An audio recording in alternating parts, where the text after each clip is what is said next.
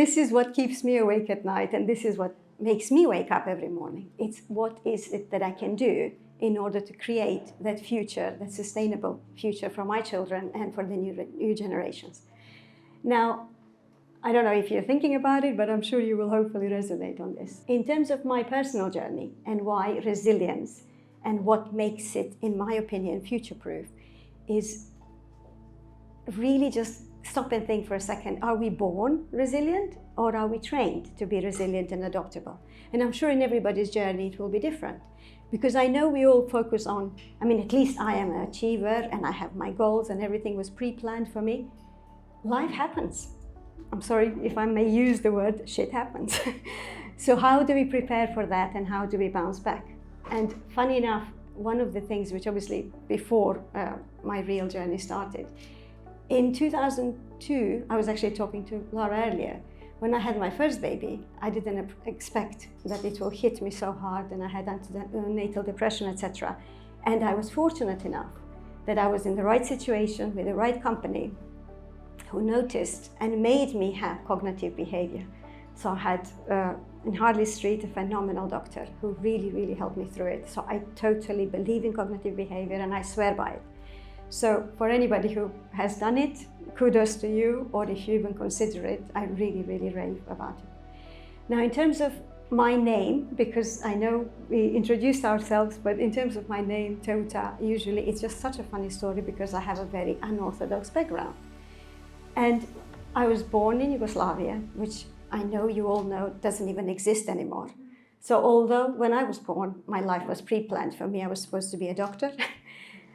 None of those things exist today. The country doesn't exist. I'm not a doctor. I'm an accidental accountant. And I know you will now all leave the room because nobody wants to speak to boring accountants. But as I say, life just happens. So what do? We just get up and go. So how mine was, and why I think the future-proof, which resonates with me, is that sense of belonging. Because there's so much pressure out there to fit in. There's always this pressure to fit in. So I didn't choose when I was born, where I was born. So I was born in Belgrade. Okay, so what? 5 years old, I moved to Kosovo because I'm ethnic Albanian. I didn't fit in first because I was Albanian in Serbia. Then I was Albanian, not speaking Albanian in Kosovo. So, the journey continues. And eventually, although I thought I did everything right, I did what my parents wanted me to do, I did what my society wanted me to do, again, life just happened. So I had to pack my bags, and I was the fortunate one to leave Yugoslavia and be in London and build my life from there. Now, what does this mean? You have zero financial support. You don't know anyone. You basically don't even know what you're going to eat the following day. But where does that resilience kick in? That blinding faith that you know that it will be okay.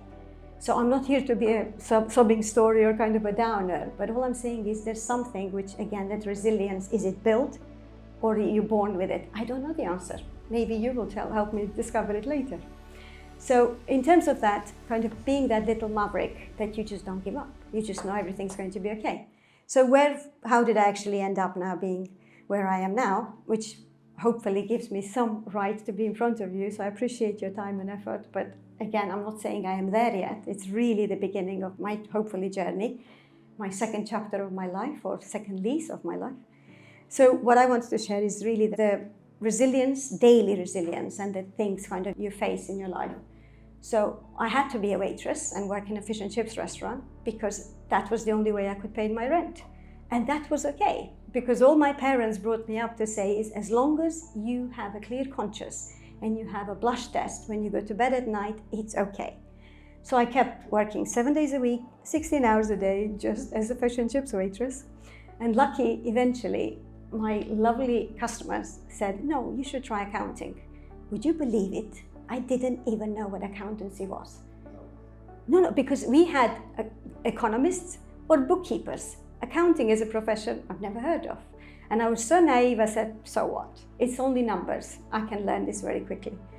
And then I signed up for ACCA, which I didn't know what it was. And then I remember being ridiculed because people would say, you, ACCA, you can't even speak English. And they were absolutely right.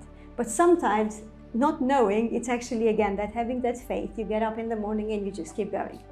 So the funny part was, like, at the time, I'm sure you remember, we didn't have digital bank accounts. You have to go to the branch, you have to queue for somebody to issue a check.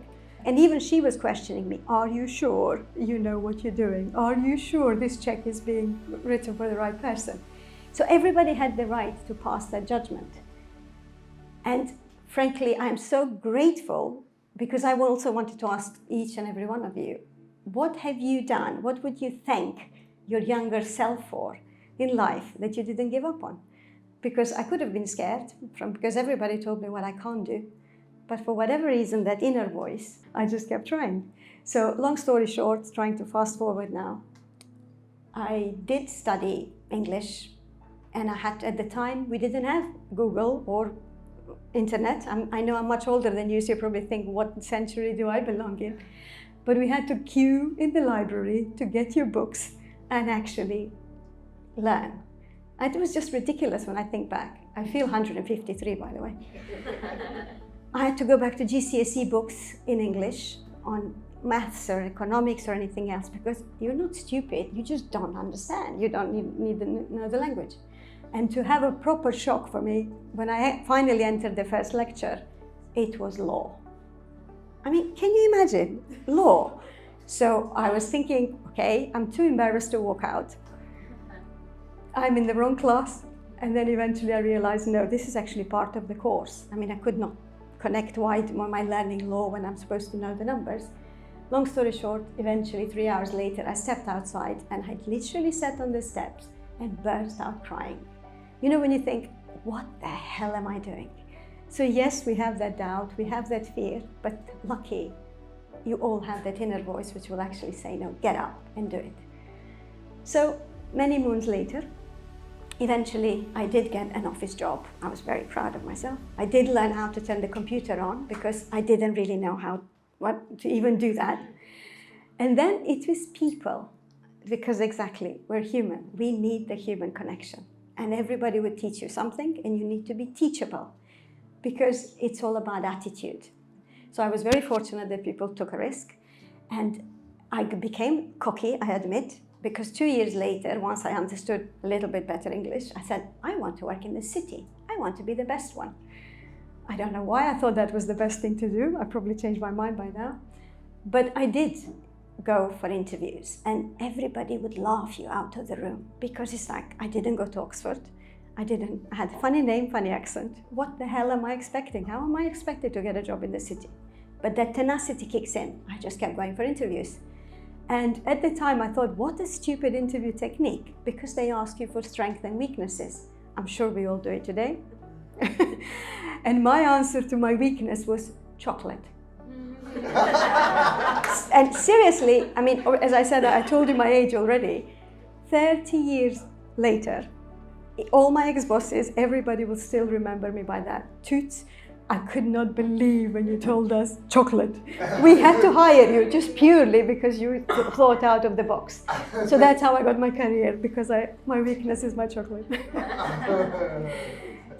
But I wanted to also mention imposter syndrome. I don't know how many of you are aware of this, because although I did get the right job and I did get promotions and I did end up being a CFO in the boardroom, that's why my story is from fish and chips to boardroom, my imposter syndrome was getting stronger and stronger. That sense of thinking that somebody's any minute you're going to get caught out. Somebody's going to tap on your shoulder and tell you that you're a fraud, you don't belong here. So back to this kind of upbringing of belonging. So although you will have the resilience, although you will have the adaptability, I still believe strongly that self-belief is the strongest tool to keep going and not to fit in. Why fit in? Question things, challenges, push boundaries, obviously respectfully, but do not seek permission. Just do it. So again, out of everything I've done, and I really feel like I've dodged many, many bullets in my life, my proudest moment is being a mother, because any job I can do and I can just get on with it, but that one is the hardest one and the most rewarding. And hence, finally, I managed to combine all my personalities. I think I'm allowed because I'm a Gemini, so I can have multiple personalities. But it's really consolidating all the different kind of personalities. Because work-life balance, we heard about it, we read about it, we've done so many talks about work-life balance. It doesn't exist. It's the work-life strategy, the synergy. You need to bring them all together. So I don't have to act anymore. I don't have to be one day mom, one day daughter, one day neighbor, one day CFO. It's all in. Because eventually you get to the point when you think, I am enough. So I really wish that each and every one of you listen to that inner voice, and that's all from me. Thank you.